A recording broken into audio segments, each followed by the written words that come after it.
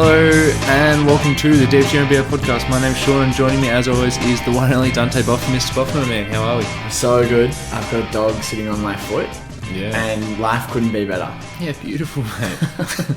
I don't know why he's sitting on your feet, but he we have a special bond, Logan and I. Yeah, nice. Logan, any words?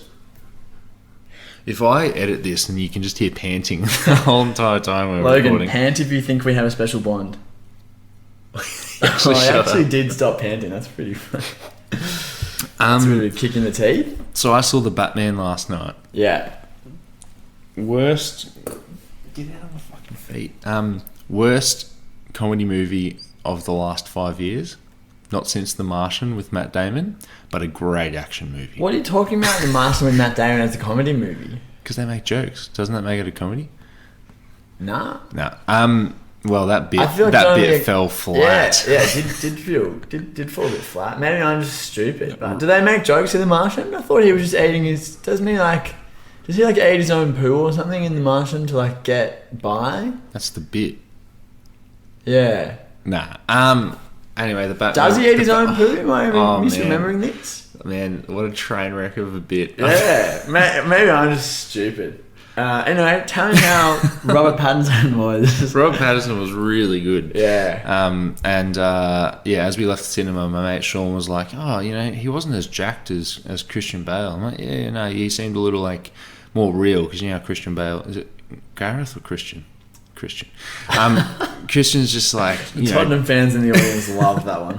Just overly jacked, where it's okay, you're a superhero, but then Robert Pattinson's just a normal human being who just happens to fight crime and have a really dark story. But yeah, really good movie. But yeah, there were a few jokes, and obviously the main bad guy's the Riddler. That's not a spoiler, but the Riddler makes some pretty sick, funny jokes. Who plays the Riddler? It's the guy from There Will Be Blood. His name's something Dana. Yeah, I don't know who that is. Paul Dano. Yeah, so he plays a really... He doesn't look like a villain? Oh, he does. He plays the guy from... There Will Be Blood, exactly. He plays the disabled guy from Prisoners with Hugh Jackman and whoever else is in that movie. Yeah, Jake Gyllenhaal. Yeah. He played... Oh, interesting. Yeah, cool. So... Talk about range. But yeah, he plays a pretty crazy role. And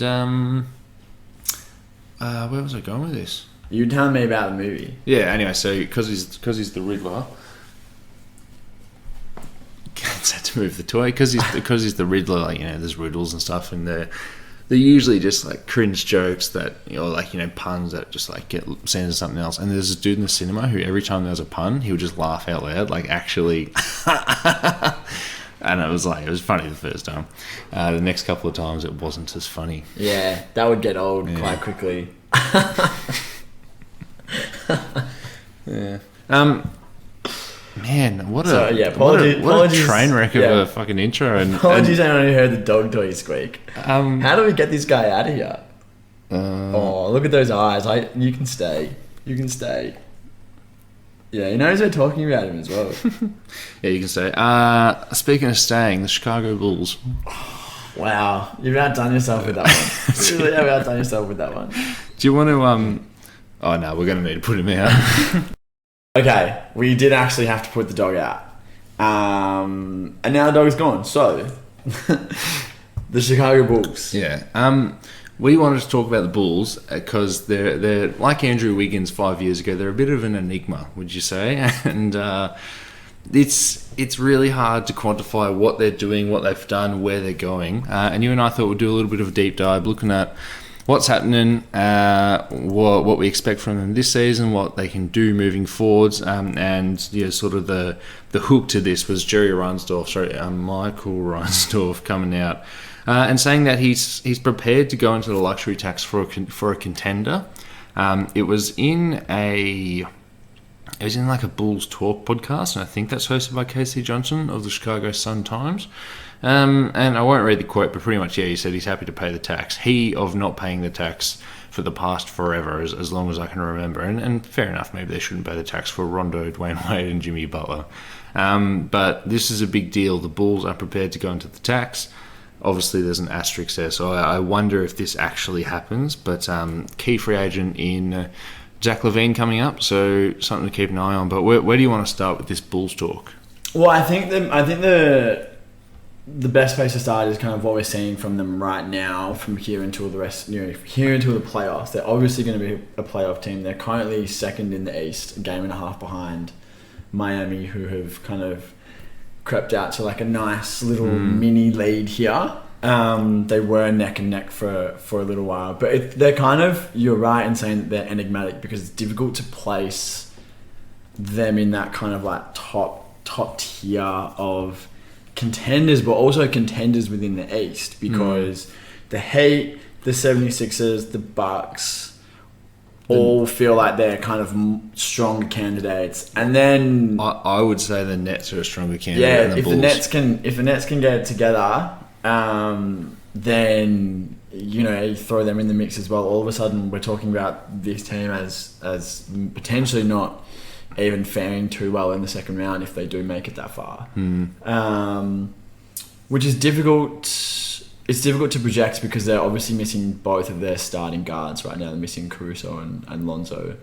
Lonzo's been out for I think 2 months? It's 5 weeks now. It'll be because his original timeline was 6 to 8 weeks, and it'll be 6 weeks on the 11th of March. Yeah, but it's a meniscus. Yeah, it's a meniscus it's injury weird. rather than a tear. But meniscuses, they can be prickly to come back from. So assuming that he's going to come back and be that kind of defensive hellhound, fast break, glue that all teams want is not necessarily a safe bet. Caruso coming back from a broken hand seems like he'll just he'll just slot back in. Can we just talk about that for a second? Because one of the things that I know I've wrangled with this team is that I mostly, when I'm watching basketball, I'll if I'm picking between 5 games, I'll go for whichever has the most healthy players. Like, I'd much rather watch teams at full strength to see what's happening. Is that why you're watching the Fultz return? Yeah, it's my first Orlando game. The Pacers versus the Magic at like 9 a.m. on Tuesday morning. I just watched that because it was the first game on.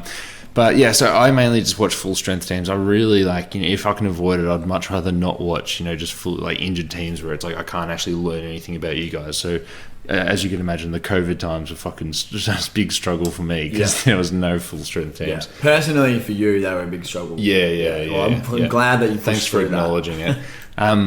So it's been hard to watch the Bulls and be like, okay, cool, Ayo Dosunmu is awesome, but like we all know he's not going to be starting by the time the playoffs come around, or you hope not.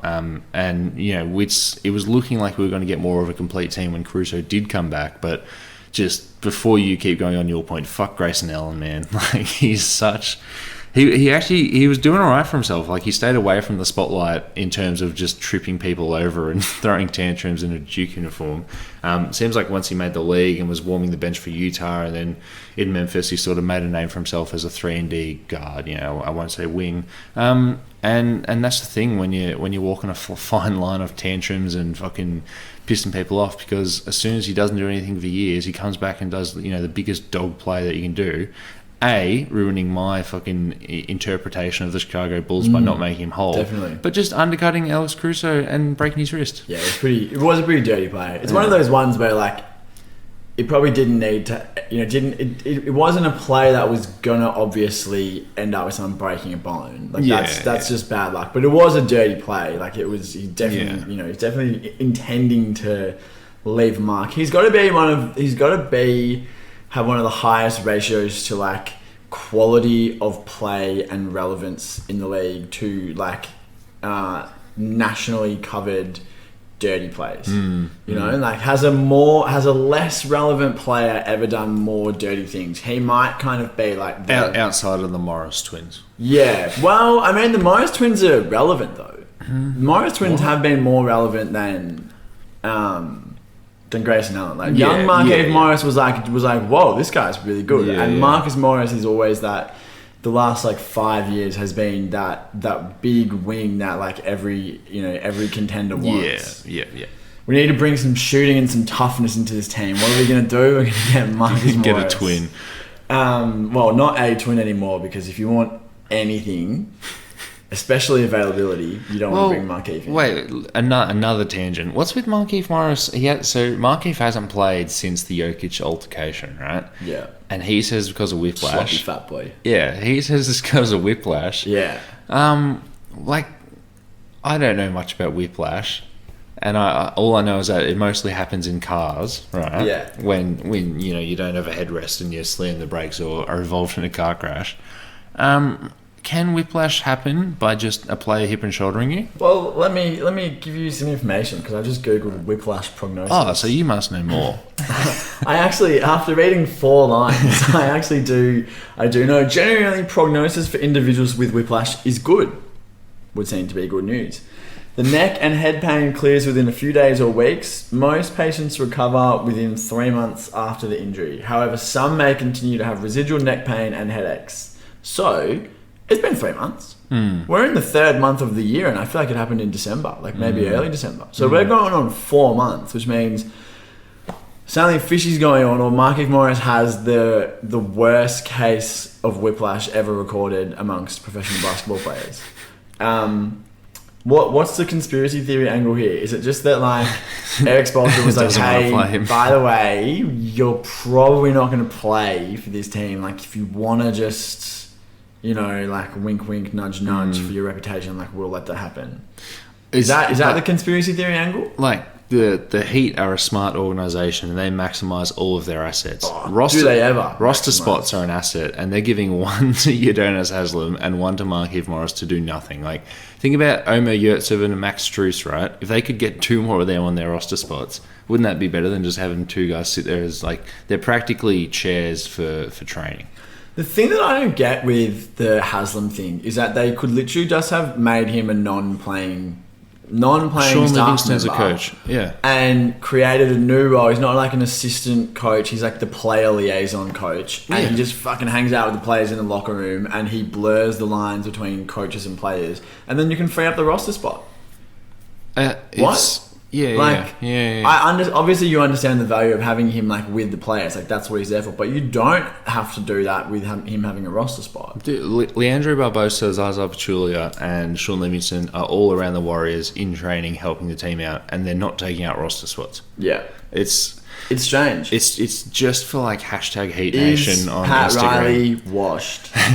They're coming up next. So the Chicago Bulls, Grayson Allen, bad person, Alex Caruso not playing basketball. What have you learnt while watching the Bulls recently? Well, I haven't, like, kind of what you've been saying. Like, it's difficult to learn about what this team's going to be when not the most fundamental aspects, but important aspects of their machine are missing. The only real takeaway that you can have over the last 6 weeks or so can be the continuation of the DeMar DeRozan washed king tour. He's obviously been quite good. That's nothing new this season. It's been nothing short of like revelatory. Mm-hmm. But it is the reason why I wanted to have this conversation is because I think that it's such a slippery area to project for this season because we don't know who's going to be available when. Now we haven't seen this team play fully together for almost 2 months. What's it all going to look like when things come back together? Are things going to come back together? So I'm kind of interested in looking at what next? What happens to this team in the offseason? Assuming that they make the second round of the playoffs, that would be considered, I think, a success and something to build from.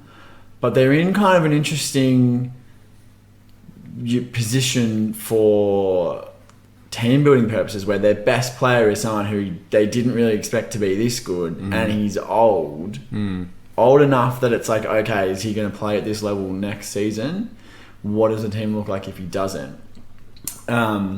And I think that there's some interesting kind of inflection points for this team over the offseason. Number one is Zach LaVine's coming out of contract and sounds like he wants a max.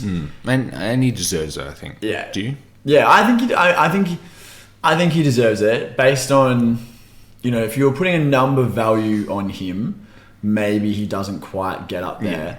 But based on what you have to pay a 2-time All-Star who's 20, how old is he, 27? Yeah, something like that. You just have to pay. It's almost he's 26 and 358 days. So next Thursday it'll be his birthday. We'll save the happy birthday for next episode. So he's going to get the max if he wants to stay. Yeah. But I believe he'll be an unrestricted free agent. So if he wanted to leave, he could leave.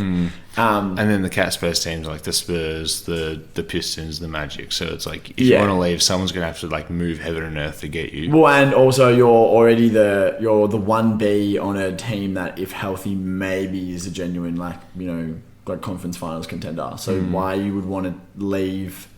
Assuming they offer him the max, why you'd want to leave Chicago to go and play in San Antonio for the same amount of money doesn't make any sense. So he'll be back, but I think the two players that stick in my mind as like, okay, what are they going to do here? Number one is Patrick Williams, because if he comes back next season and he's good, he's the exact kind of like big wing tweener forward who can defend, can shoot, can pass. Everyone wants one of those. Everyone needs one of those. And considering the kind of players that they've got, where they're basically rolling out with 4 guards and Vucevic, that is going to be invaluable, having him, able to play 20 to 30 minutes a game. The question is he going to be good? And what could they get if they explored trade packages around draft night? Well. So what it seemed like this offer was on the table. Which was Harrison Barnes. So let's say someone of Harrison Barnes' caliber for matching salary, Derrick Jones Jr., I think, and Pat Williams, right? Yeah, and that was roughly the configuration for a Jeremy Grant trade too. Yeah, and they said no to both of them. I think they actively said no, we don't want Harrison Barnes, and then things happened in Sacramento, and Harrison Barnes went off the table. So like they would want someone better than that. Whether you think Harrison Barnes or Jeremy Grant's better for winning basketball, who. If a superstar is available, who are they outbidding with Pat Williams and what's their next pick? The other player that I think is kind of involved in their off season could be an inflection point for their off season is Vucevic, because he's underperformed, certainly based off of his Orlando production. He's probably underperformed based off of lowered like no one was expecting him to come in 22 and be the 5th best center in the league in a smaller role. Like that wasn't an expectation, and he's probably still underperformed that. He's got 1 year after this year, so come the off season he'll be expiring. It's $22 million. What does Vucevic, Pat Williams and a pick get you? Does that get you in the conversation for someone else who's really good? Because DeRozan on 27, Lonzo on 20, and Levine on, it'd be like 35. That you're going to be a cap team anyway. So you can just trade, and obviously Mickey Reinsdorf is saying that he's prepared to pay the tax. So you could package those people and you could package Williams, Vucevic and whatever you needed to bring in another max salary. Yeah. Who that is, what they need, then becomes the question. Yeah. But I think that would be an interesting avenue to explore, because if you feel like you can replace Vucevic's production with an average big, which you probably could, that sucks to say, but this season you probably could, find someone who's comfortable operating at the elbows and is like a decent defender. But Vooch, that's Vooch. Like, and he's had some great quotes early in the year where people were like, oh, you're not averaging as many as you were in, or many of anything that you were in Orlando. And he goes, no, I'm happy. Like, obviously, when I was in Orlando, we were just getting the 8th seed every single year, and I wanted to do something, I wanted to be different, and actually say, hey, maybe I don't need to score 20 points for us to win games. And he said everything great. And for like a low usage big, he's actually like up there in usage in terms of big men, just because most centers don't actually do that much with the ball. But like he plays fine defense, like in philosophically. Oh my, that was the car crash. Philosophically, he's gonna have his problems, because as soon as you get down to like the real meaty end of the playoffs, you're like, okay, well, there's Kevin Durant and Steph Curry's to guard, and like that's just not who it is. But in terms of just being a good defensive center, like I would say he's just above average, right? And if he's got the passing touch, and you can just dump in the ball and get like a couple of easy points, that's fine. But are you going to upgrade and get a superstar center, or are you going to somehow turn him into Christian Wood, and then all of a sudden are you just taking a sidestep move? Well, what if you packaged him and Williams and the pick, and you bring someone else in, and then you just replace him with like Ivica Zubac. Yeah, okay. Someone who you're not necessarily saying like we're going to use you as an elbow hub. You're going to have a significant role in playmaking in the offense, but you just say like, all right, you're a pick and roll dive man. You're okay defensively. You're going to crash the boards. You're going to dunk. That's all you need. Well, you do that, right? So this player plays a non-center position. Where are they playing? Like, who are they playing over? Lonzo or Levine or DeMar DeRozan or Caruso? Well, I mean, like, depending on who it is, and I don't have anyone that comes to mind that's like, oh my god, you just need to get this person on. But Caruso is not like this untouchable player that you can't move to the bench. Caruso starting and playing 30 minutes, okay, cool. Caruso can be super impactful, and you can get value for money on a good team with him playing 20 minutes. Comes up every time, but Brad Beal, if Brad Beal does end up, coming out, do you like that? I guess it's kind of positional redundancy with Levine. Like I was really high on Bradley Beal last season, and I was like, I'm going to trust my process and still be high on him heading into next season. And when we did the awards pod as a 4-man weave plus Marco, I was sitting there and I said to myself, maybe I should mention my dark horse Brad Beal MVP take, right? In case everything goes well. That's a black horse. And then they started off, 8-2, and it was like, oh, fuck, I should have said that. Thank God I didn't say that, and thank God I'm not bringing it up to you on episode 142. But yeah, I'm just like, I've and Lucas in our group chats is always going on about this, how he's just totally not into it anymore, where it's like, okay, we can't just hand over the keys to the franchise to like the 10th best player. Not even really. 10th? Not even 25th. I think Levine's better than him. I think Levine at 26 is better than what Bradley Beal is going to be paid. I think that's fair. Yeah. I think that's fair. The thing that Levine has harnessed the last 2 seasons is just incredible efficiency. Yeah. Which Beal hasn't. With hard shots. Yeah. Like off the dribble stuff and just contested stuff. Levine's averaging 26. Man, he's in the gym with DeMar every day as well. He's averaging 26 and he's just tickling 50, 40, 90. He's not quite there on any of them, but he's percentage points below. There's something that Brad Beal hasn't consistently been able to do. Brad Beal kind of has a bit of Devin Booker about him, where you're looking at him shoot threes and you're like, fuck, you're never gonna miss. You're gonna shoot. What does Devin Booker shoot from 3? Devin Booker this year is shooting well, but career he's like 35. Yeah, that's still good. No, but not from how good he looks. Yeah, not from how good he looks shooting it. But career, like, think about some of the hardest shots he had to take early on. Even like Booker's not knocked down on wide open threes. Like he's not as good of a shooter as you think he is. Beal's a career 37, which for someone again who like earlier in his career is essentially just a spot-up 3-point shooter, he had a bit of that about him, where it's like, oh, you're not like kind of knocking him in. Obviously now he's taking quite hard shots, and that will be why his percentages are a little bit down. But yeah, I think saying that Levine is a better player is fair. And Levine, I don't think is going to be eligible for the Supermax, which Bradley Beal is going to get. Yeah. So you're looking at paying Levine 5 years, 235 or something. Well, Levine will be like 5 years, 200. Yeah, right? And Beal will be like 5 years, 250. Yeah. So obviously Beal's more, but I think Levine's a little bit closer because he won the dunk contest. So that. Okay, he's 5 year, 240 for Levine. Yeah. And what's Beal then? Beal. I shudder to think. Oh yeah, that's crazy. He would get the exact same. Levine hasn't been. Man, we're sounding pretty fucking stupid right but now. I thought the Supermax is if you've been All NBA, All Defensive, or MVP in the last 2 seasons. Yeah. Which Brad Beal has been. Levine hasn't been All NBA. He's been All Star. Okay, so maybe the wording was wrong, where it's like, okay, Levine can get up to. So yeah. All right, my bad for that. Well, Levine's also a shout for All NBA this season. So, dude, the fucking All NBA third team is going to dictate so many teams' cap sheets. Yeah. Where it's like, think about the guards on that. So you've got Luka, Steph, maybe CP3. Am I missing anyone major? James Harden. Well, Devin Booker and Chris Paul are fighting for a spot. Yeah.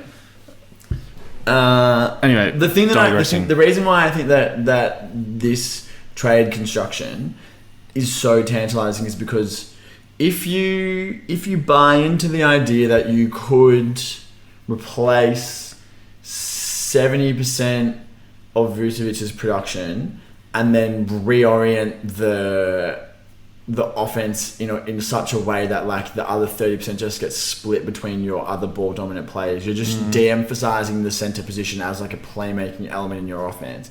If you think you could do that, you're not losing any production from this year because Pat Williams hasn't played and you're fucking awesome anyway. So you could trade those guys and, try and bring in like they won't be able to use the full mid-level if they extend Levine. But you try and bring in, a decent starting center and go. I still don't know who the player is. It would need to be someone far better than Harrison Barnes, Jeremy Grant. Yeah. It would need to be someone who's at least in the All-Star conversation.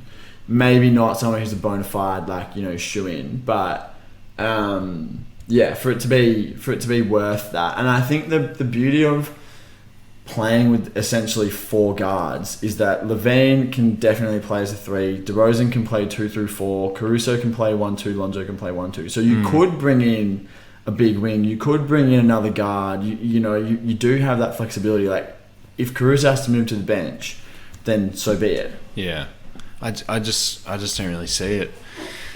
So what do you do then in the off season? Do you just do you stay the course? Well, like the Bulls always sell out, right? Even when they were absolute doggy doo-doo, they're always selling out tickets. So now they've got a team that is going to be a top 4 seed next. I think if they do nothing, they're a top 4 seed next year, right? Do you think so? Yeah, I mean, like this team's overperforming, and you can factor in a bit of regression for DeMar, but all the other guys are younger. Vooch, maybe you do one of the deals you're talking about. I think they're a top 4 seed, and like this Bulls franchise hasn't shown a real want to win a championship, but they've shown a want to be a solid playoff team. Yeah. And I think if they do nothing, bring this team back, they might make the playoffs for the next 3-4 years, and they'll make heaps of money. Yeah, that's true. That's kind of like a... So I don't think there's a championship trade out there for this team, and I don't think they're title contenders this year. And that's just it, man. Well, the other, the defining things for next season then would be, can DeMar sustain this level of play? And if Pat Williams comes back and he's actually good, if Pat Williams comes back and he's playing like DeAndre Hunter was last year, 15, 16 points a game, shooting 3 as well, defending 3 positions, giving you some lineup flexibility, then you don't need to really think about bringing in another star player. Like you will have such a deep and balanced roster. That's why I sort of like that they didn't trade him at the deadline, because he's their out for next year. Where it's like you're looking at next year and you're looking at how they can upgrade. But he's not a stable asset. It's not a sure thing, because he played 5 games, but he was bad in those 5 games. So he didn't come in and, obviously it's a tiny sample size, but he didn't come in and set the world on fire. They were putting him in the starting lineup. They were trying to say like, okay, like take the next step in your development, and he just didn't. Maybe with this time away from the team, the time to like work on the elements of his game individually, because obviously he's quite a raw player coming out of college. Maybe working on his skills away from the team, he comes back next season and it's like, whoa, he's got a handle and his jumper's looking smooth, and he's really learned how to fight over screens and use his length on D. Maybe not. And if he doesn't, then it's kind of like, oh, okay, you've watched the asset depreciate. Yeah. Well, and so another thing is, if a player does become available, would you rather... Oh, too much column 0. Would you rather Vooch and Pat Williams or Wiggins and Kuminga? Like in terms of reflipping that contract and having a young dude, I think the Warriors just beat any potential deal there if they want to. I would probably rather have Wiggins and Kuminga, assuming that the basketball ecosystem in Chicago can keep Wiggins in the role that he's in now. Oh, no, I'm not talking about Oh, are you talking about the Warriors? Oh, you're talking about... I thought you were talking about flipping them like that. Like No, that as a not deal. trade. Just no. So let's say Carl Anthony Towns is available. Yeah. Yeah, I would rather have Wiggins and Kuminga. So that's a bit grim for Chicago. Yeah, but I don't think they'd be able to get someone of Towns' caliber. Yeah, and then I don't see it. But do you want to talk about this season? Because something that was doing its circles on NBA Twitter and NBA Instagram after their loss to the number 1 seeded Miami Heat was that despite their incredible season, I think they were 39 and 25, the Bulls 39 and 23. The Bulls are 2-12 against teams with at least a 600% winning percentage, and this didn't include their loss to the Milwaukee Bucks when they lost to the Bucks, who are at 5.97 or something.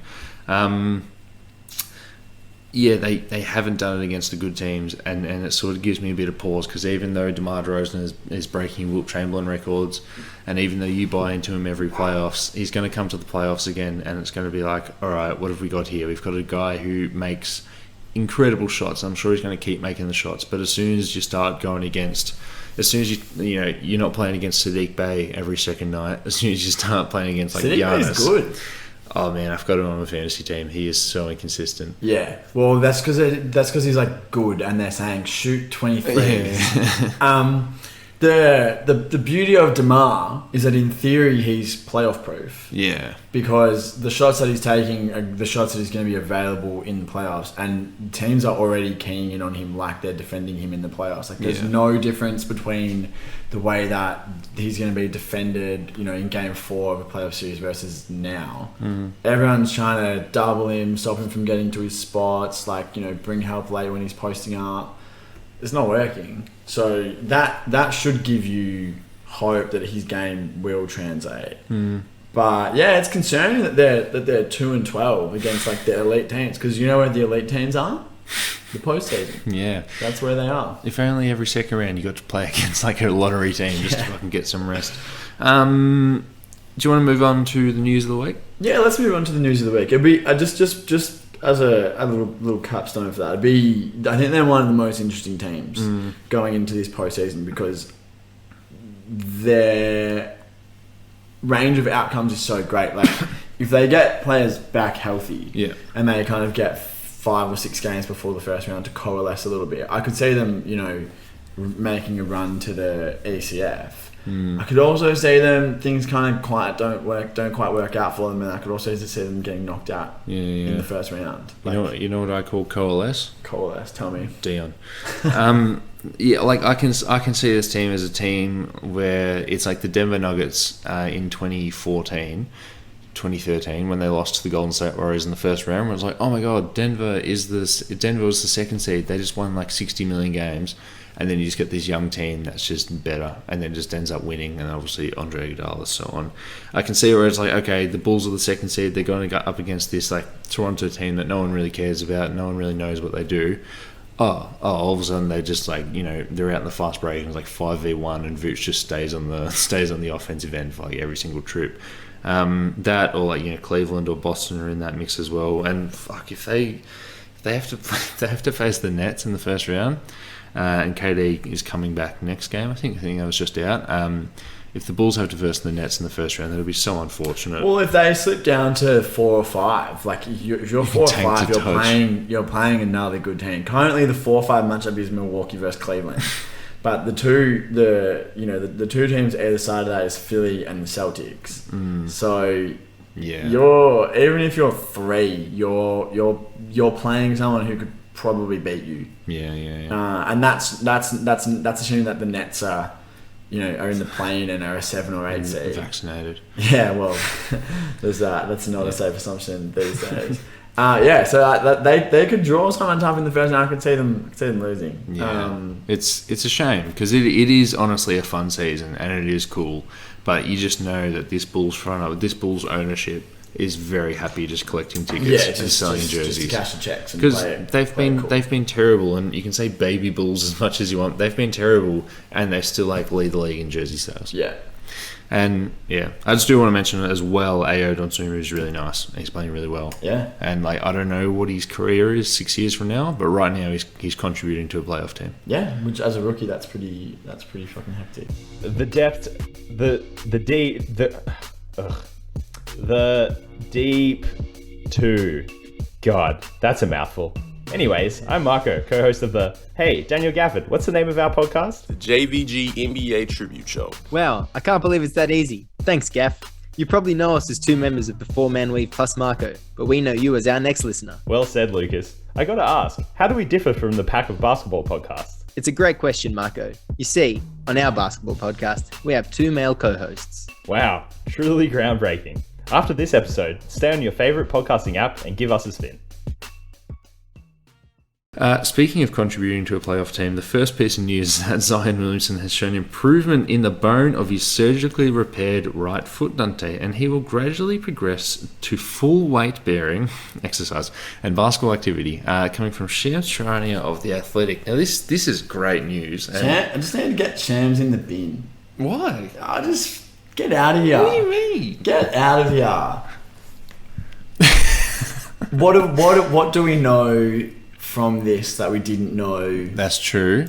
He will gradually progress to full weight-bearing exercise, like fucking walking, and basketball activity, and there's no timetable for return. So thanks to this Shams bomb, I now know... No, it's called a sham wow. It's sham wow. Woj bomb and a sham wow. I now know exactly the same amount as I knew before this. That's true. And you wanted to ditch this in the run sheet before we started, but I just want to add that Zion Williamson, when people write articles about him, which obviously we're saying lots because he's just got a lot of buzz around him and he probably always will, he has this one image, like if you just Google his name or look at anyone's article, there's this one image of him in like a training singlet with a red shirt under it, and he's just standing there looking unimpressed with a ball on his hip with his hand resting on it, and it's one of the only images out there that's high quality enough for people to use, get off Getty Images, slap at the front or edit a little bit, and we fused it for the deep2.com when Marco wrote his piece. And it's just like, not only do I want Zion to come back and play basketball and be incredible and do all these dunks and be who he is, but I just want to get more photos of the guy so we can see, we can get more images of him, because every article you see on any publication is always this very one, which you don't have in front of you. But the Creative Commons is crying out for more Zion content. I'm sick of it. But yeah, that's a minute detail. Well, we should. Now that we're talking about it, we should take some photos of him. Should touch on it. Look at that. Yeah. You're right. Oh, nice. Well, even that one's from the same. He's wearing the same outfit in that one, so it's 3 of the first 6. That used to be the one. Yeah. Fuck stick. There he is. Yeah. Is he back with the team? No, he's still in Portland. So you're just doing your own thing, which obviously you get rehabbing, and you're not playing. So why would you have to live in the city if you're not gonna Oh no, there's nothing wrong with that. But I kind of think there is, though, in the sense that you don't you want to be with your teammates? Yeah. I'm not saying you're there for every home out. I'm saying once a month you're flying down. There's a 3-game homestand. You spend a week in New Orleans. You can still do your rehabbing. Yeah. Like Klay Thompson did. Yeah, you just put in an appearance on the bench. Yeah. It's hard because JJ Redick comes out and just I know he's got a job to do and he's trying to get clicks, but him just saying he's an absent teammate, and that just on ESPN that just gets picked up and run with, and it's CJ McCollum threw water on the fire, which in a press conference. You mean water or you mean fuel? Water. Where it's just no one, just don't worry about the guy. He's just a young dude who's rehabbing. Don't expect. But he also said that he hadn't spoken to him. Yeah, I think that threw fuel on the fire. I think that was an accident, because then he came out later and was like, "Oh, don't worry about it. It's fine. I'm not pissed off. I was just saying you asked me if I'd spoken to him, because I think it was just a question. He answered it. It wasn't that he came out and said, no, why? No, but it was just a question and he answered it. Have you spoken? Yeah, but like, okay, he's obviously not engaged whatsoever. That someone has moved, someone who's a current borderline all-star level player has just been traded to your team, and you've had no contact. Also, whatsoever. the president of the players' union. Like, Probably good to have a relationship with. I hate to be like all Stephen A about it, but I just don't want to be Stephen A. Yeah. I will be Stephen A next year. I want to see him come back and then try. Well, maybe try the year after. Bill Simmons actually picked something up really interestingly, which was that in like the Pelicans' letter to season ticket holders, they didn't actually write anything about Zion. It was like, get excited for the season. We've got Brandon Ingram, Tiny Beast, and like whoever the hell was on the team, Jackson Hayes, and it was just like. I'm not a season ticket holder. I never saw the letter, but they didn't like explicitly mention Zion Williamson. The other thing as well in this is that if the reason why Zion is like being an absent teammate and not engaging with the organization in any way while she's injured is because the organization sucks and he doesn't trust them medically, well then that obviously is a failing of the Pelicans as well, and they shouldn't just be absolved for that. Like, that's something to consider in this as well. But you don't get it. They were going to trade for Ja, but the Grizz just said no. Yeah. The new Danny Ainge, yeah. The new Celtics. Also, like, obviously I'm a little bit on Nick's Twitter, and every single time a negative Zion headline comes out, Nick's Twitter is just like, here's him photoshopped in a jersey. It's like, oh, I'm smiling today. It's like, man, like, just wait. Like, it's literally his second year, and he... Also, people who just use Twitter in that way, like, what are you doing? What do you mean? Well, like, someone posting a photo of this guy in your team's jersey, and you're like, oh, I'm smiling today. No, fucking get off your computer. Go outside. Well, go and get a slice of pizza or something. Yeah, I assume that's what they do in New York. They've still got the shreds of Alfred Payton's poor body strewn across the... Alfred Payton, who your point guard, Chris Paul, wasn't playing for your team. Cam Payne was injured for the start, and Cam Johnson started in Chris Paul's slate. Yeah, well, point book. And now Campaign's back, and Aaron Holiday is the backup point guard. Fucking Elf, man, like, come to Melbourne. Just quietly. Come to Melbourne. Just quietly. Cam Johnson is so good. Yeah. Cam Johnson is just so I think good. you've said that loudly before, so it's nice to get it quietly on this episode so people can get different ways to hear it. Yeah, well, we do like to vary the content. Why is he always sideways? Like, whenever you watch him, like, he never catches the ball and stands straight. As soon as he gets it, he's either bent all the way down or, like, he's, like, doing a dribble move where he's, like, practically vertical. I find that interesting. I've never noticed that before. He never stands up. Watch him play. You do watch him play. But he... he's like never stands up and chills. All right, I'll keep my eye open for it. Next piece of news is that executives around the league expect the 76ers to explore Tobias Harris trades this offseason, coming from Brian Windhorst of ESPN on his podcast. And Tobias Harris has 2 years left on his deal that the Sixers decided to give to him instead of Jimmy Butler 2 years ago. I think this is pretty. He was looking at getting traded around the deadline, but Philly were like, we're not going to like quickly make a move after we've got James Harden. We're not going to quickly just try and move him for the sake of moving him at the deadline. But you want to talk about this more than me. Where do you see Tobias Harris going in the offseason? Because I think it is like a 95% probability. A fait accompli. Yeah. Well, it just comes down to like asset haggling. Like, what do they have to attach to get rid of him? Because they're not attaching like Tyrese Maxey anymore. No. Oh, you can't touch Maxey. He's got to be untouchable. What about the stuff? Yeah, stuff always seems to get it done. Stuff seems to be the grease that makes the wheel turn. Paul Reed.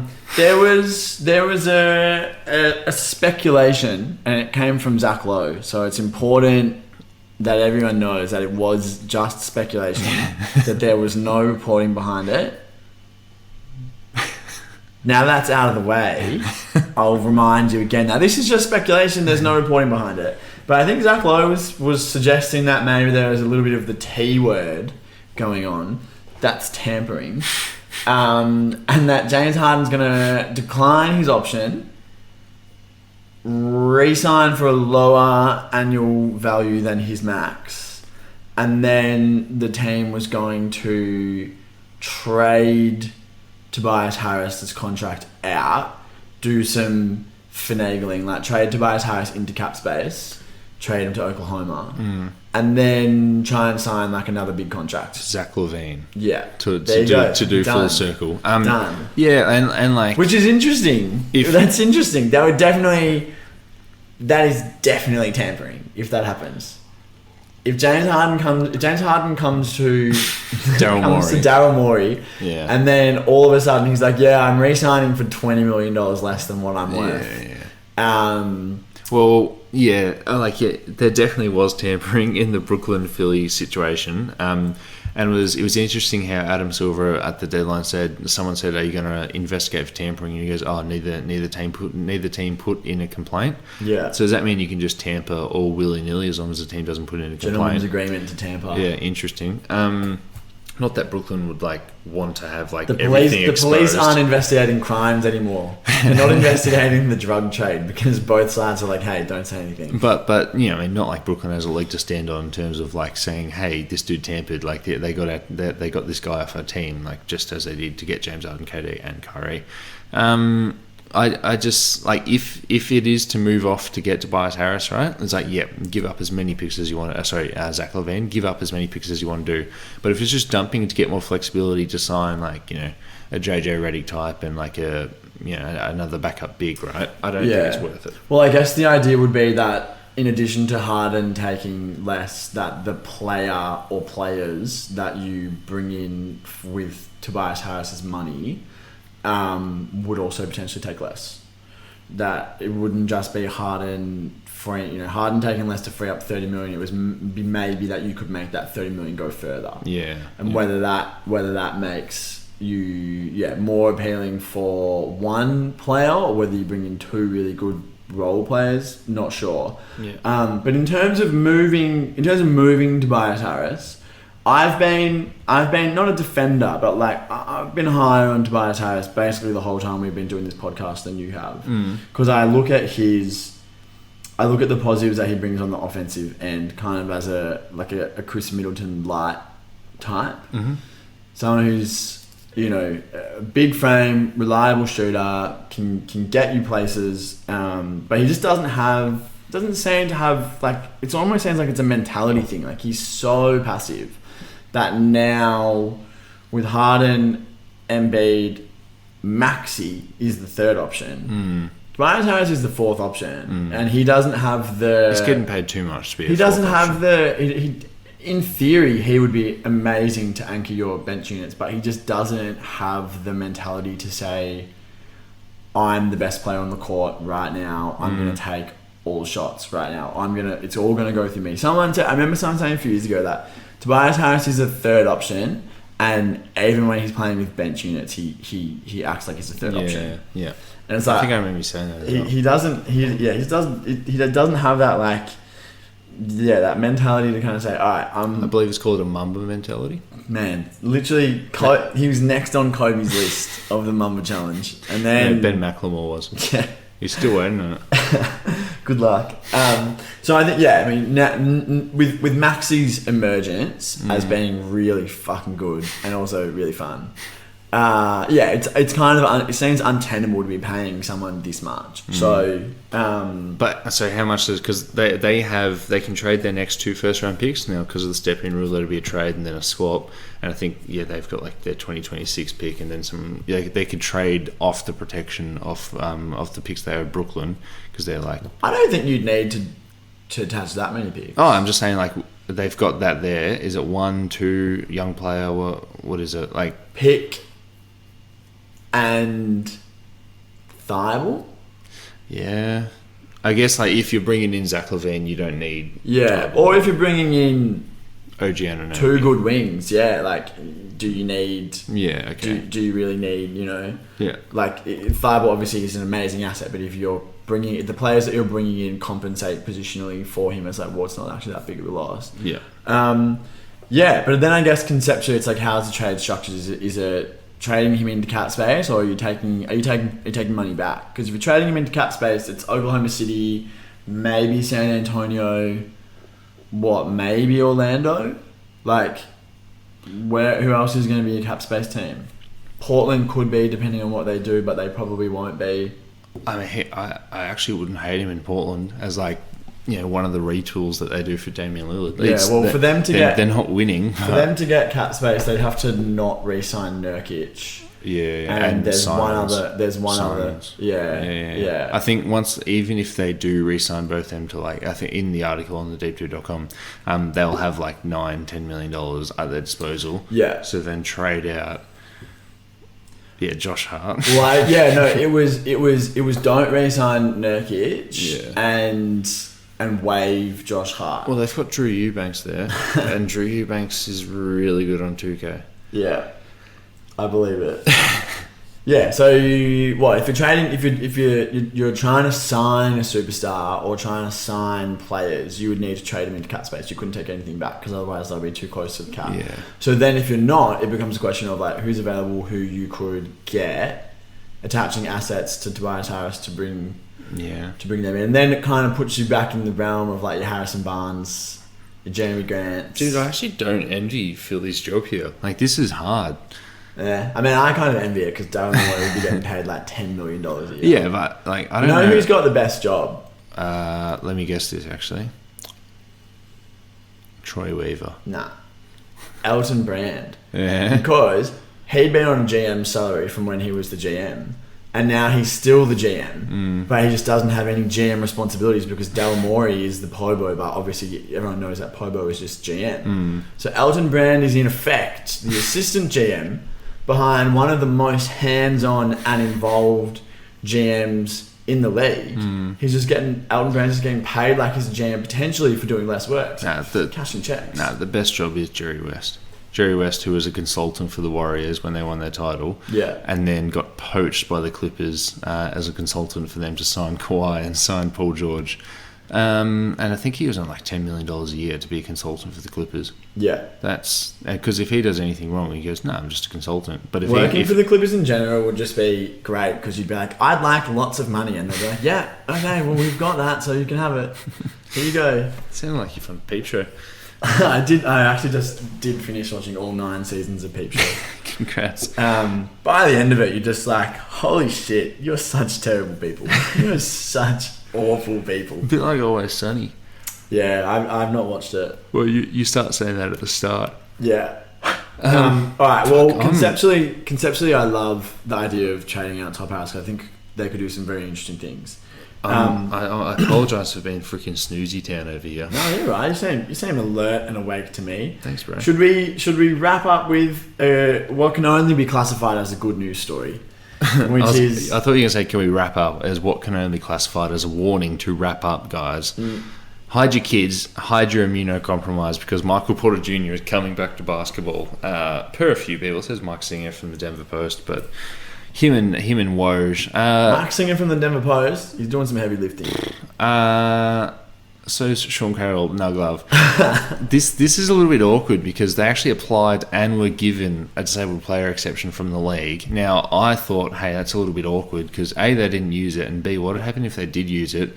I then found out that, what happens if you had used it, and now that MPJ is coming back, the league's just going to be like, no, because he's back, you don't get that anymore. And it was based off his last year of his rookie deal, not his max extension. So it was worth like $2 million, right? Just worth Austin Rivers, essentially. Yeah. So and they didn't end up using it. But yeah, he's going to be back, and I was like, why? Like, obviously, yeah, you want to be a good team, but they're not going to be a title contender without Jamal as well. But like, he's got a back injury. The history of back injuries is really bad, and I've had some dude in my mentions on Twitter be like, modern science is so good. If he's been cleared to play, he's been cleared to play. But he was cleared to play at the start of the year, and he was cleared to play in the playoffs last year as well. And he shot fucking 20% from the 3-point line, right? It's like, so if that's cleared, like, is it really worth strutting him out there and saying, hey, here's 15 shots a night. I really hope you're as good as you were 2 years ago, as opposed to just waiting. Like, do you really want to interrupt a Denver team that had their 6-game win streak snapped today by the Oklahoma City Thunder? And like, they're rolling and doing fine, and we all know this season is not the title season, it's next year. Like, what do you do? Do you think that maybe he's like got the lowest career average points per game of any player to be on a max contract? Try and guess. Outside of someone who's injured, is it like Klay Thompson last 2 years? No, I'm not saying career. Like for someone who's on a career, what's the lower? Who's awarded? What do you think yeah. his career average is? Points. What's he played? Like 150 games? 125 games. Yeah, wow. Okay, probably like fucking 14. Literally 14.1. That's got to be quite low. Who else is on a max that when they get the max, their career average is 14 points a game? I mean, like you're paying for future production and stuff. You obviously you're paying for future production, but like shut up, Sean. Well, what was Jamal on when he signed his deal? Because like he only averaged over 20 points last year. He would have been high teens though. Would he? Yeah, I reckon. Would he put that down? I reckon. Do you think that, just putting on tinfoil hat here, if MPJ is coming back and they're flying in the face of the logic that we have been applying to them all year, that it's not this season, it's next season, and we just need to make sure this guy's completely healthy, get Murray completely healthy. Do you think that because he's coming back, maybe Murray's coming back as well? So and they're saying we could get these two guys back healthy just before the playoffs, and then we're the 5 seed, the 6 seed, and we are like now all of a sudden a genuine championship contender. So Jamal, his injury happened in early April, so roughly 12 months for an ACL. But like I just don't know, like, because what if Jamal, who hasn't been doing anything for a year, isn't that good at basketball because it takes you a little bit to get back into it. Like, we see guys come in late in the season and it's like, okay, they came back. Like, Markelle Fultz has come back after an ACL and it's like, cool, no one expects anything of you. But if Markelle Fultz came back, for the Denver Nuggets in the playoffs, you'd be like, well, what, we're expecting things of you. Why are we expecting things of you? Well, I guess the question then would be like, is a struggling Jamal Murray for the last 5 games of the regular season and then the first round, for the first 10 games that he plays before he gets back into the rhythm of things or whatever, is a struggling Jamal Murray better and more valuable than a combination of like Bones, Will Barton and Monte Morris? Yeah. Bryn Forbes, Austin Rivers. Sorry. You know what I mean? Like, if 75% of Murray or 70% of Murray, is that better? Or then the other thing is you say, okay, well, 70% of Murray isn't actually better than Will Barton or Monte Morris, but it's better than Bones and Bryn Forbes, and so you don't start him. You just bring him in slowly. Does he want to come in the playoffs off the bench? Like he wants to play. He definitely wants to play. Oh yeah, just had a chat to him. He does want to play. Yeah, I'm Shams, and I'm just literally just regurgitating what the agent told me. Surely the coaching staff says to him, we're gonna take this slowly with you, and we're going to play you 20 minutes a night for the first few games. If you come in and you're averaging 30, obviously we'll start you. But if you're... It'll be a very interesting situation. Like, what other situation is like that where, like, a star comes back and they're like, oh, we're going to need to bench you for, like, the most important games ever? Well, I think the corollaries would be, like, it wouldn't happen with the Clippers because they need to... Like, Kawhi and PG are, like, the absolute engines of the team. Murray has never been the engine of the team. He's not going to be the engine of the team when he comes back. So there's not that like load on him where it's like, but he's not Reggie Jackson. No. But if this situation was reversed and it was Jokic, Jokic is, as soon as he comes back, he's playing 40 minutes. Yeah. That's not going to happen with Murray because it doesn't need to happen with Murray. It's like because Jokic, all the other guys where the all-star level player comes back are like maybe they're the first, maybe they're the second option. Murray realistically is like a 2 or a 3, second or third option depending on the way that you look at it, depending on how things are going. But Jokic is like so far, he's like a 0 option, so they don't need Murray to kind of really actually do that much. So I think that's saying that, I think maybe that they're kind of like tipping their hand a little bit, because if it's just Porter playing back, you say, okay, that probably doesn't really drastically impact your chances of making it out of the first round. Making a deep run anyway. But if it's Porter and Murray, okay, you've got everyone's attention. You have everyone in the West. You're immediately going to be like, fuck, if we have to play them. Well, all year for Nugglove.com, I've said, don't even think about Murray. He's not coming back. It's just, if you're looking at it just as numbers and letters, right? it's such a stupid thing to do to rush him back. Like, you could not do anything and you're a title contender next year.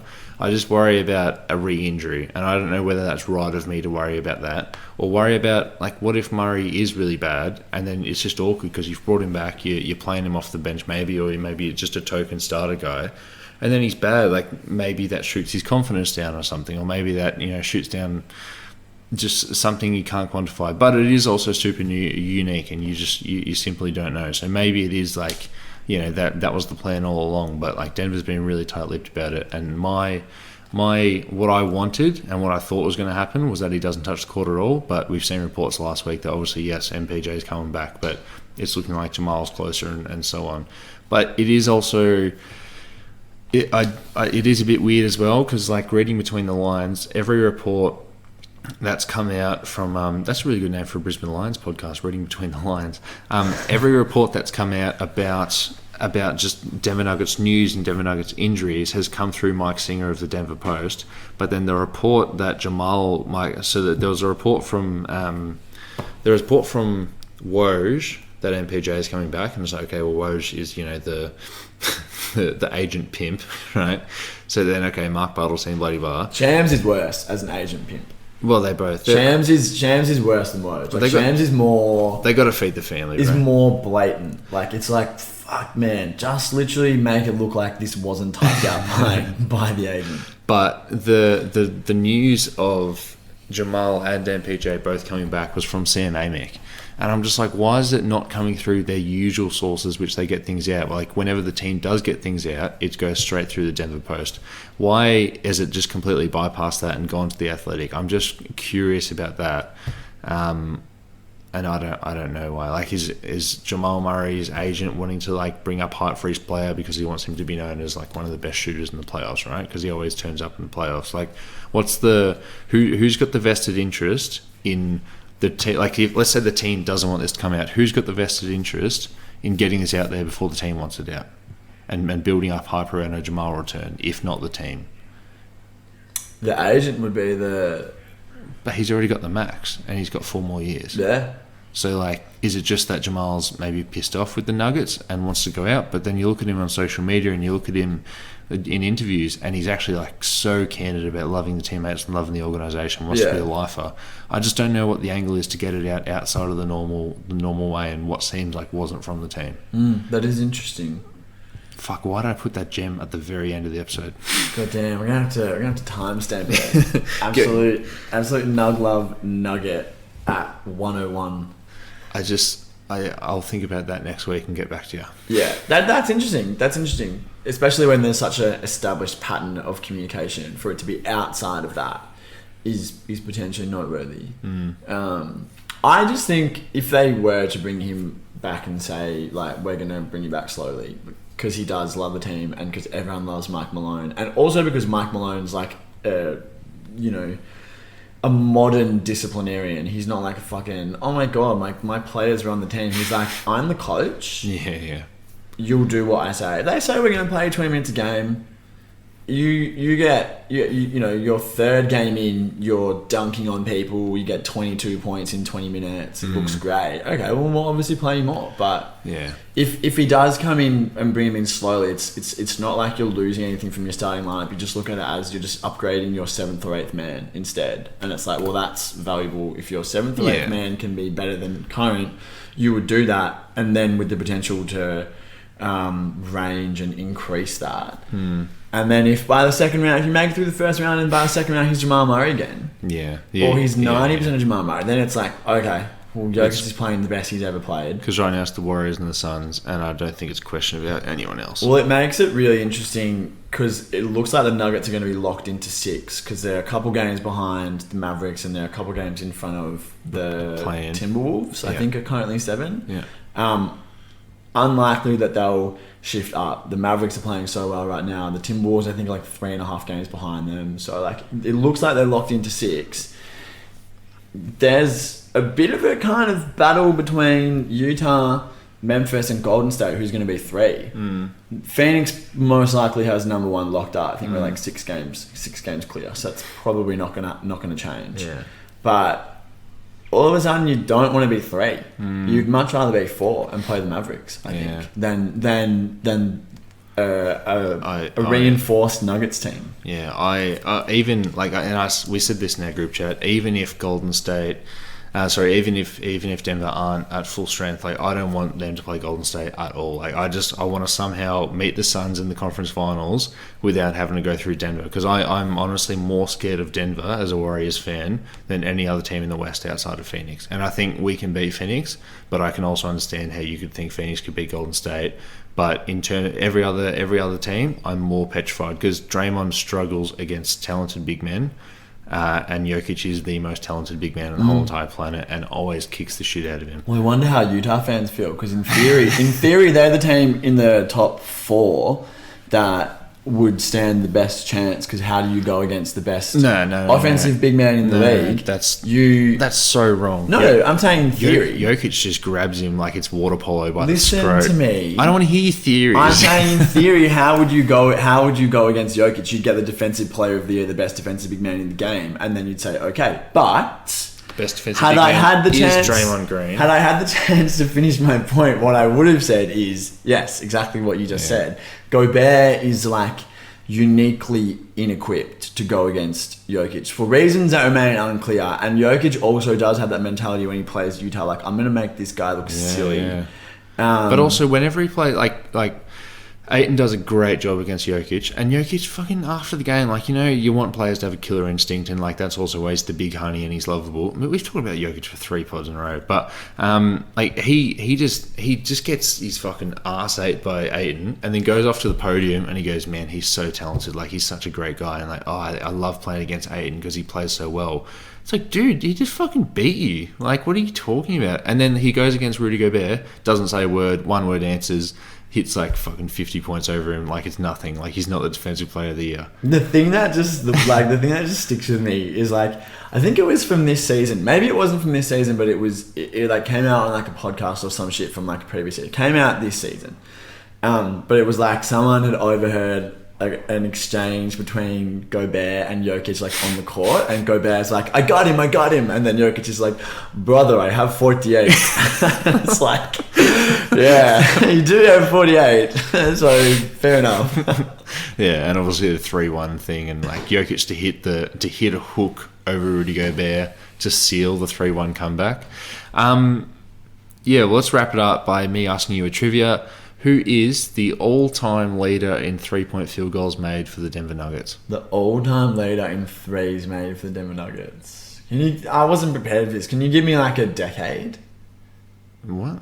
Like what? Like, are they still playing? Are they from the 2000s, the 2010s? So the all-time leader of the Denver Nuggets in 3 points made changed today. So just in a Nuggets jersey, not like if Kyle Korver played for him, right? Okay.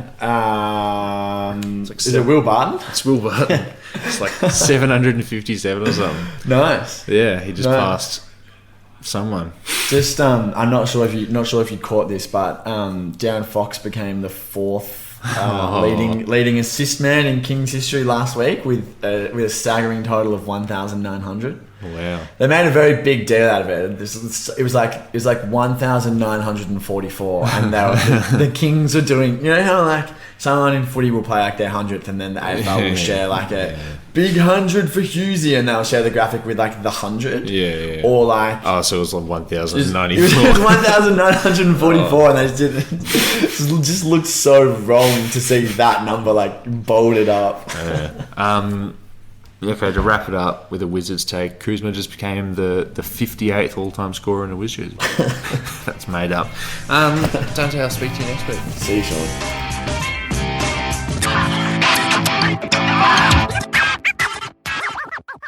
If you look for PointsBet's stock exchange listing, you'll find a bucket of jargon and doublespeak as they're considered a, quote, wagering services operator, unquote. That's a corporate stretch for the colloquial friendly brogan or, hey, look, it's Chris Bosh kind of image they're sending off with their targeted advertising. I don't know about you, but take me back to the days when former pro sports players signed brand deals with hair loss clinics or Fujitsu aircons, not, quote, wagering service providers. If you're scrolling through your Facebook feed and you come across the two of our faces morphed into one, would that make you listen to our podcast more? I mean, if it does, let us know and we'll start doing it. But when I see a few NBA players' faces morphed into one, it doesn't make me want to pull out my wallet and donate some money to my local wagering services provider. The worst part is we're coming to accept it. Wagering service provider ads are so ingrained in our sports and the way sports is delivered to us, it's almost impossible to avoid. 3/4 of Australian children aged between 8 and 16 years who watch sport think that betting on sport is normal and can name one or more sport betting companies.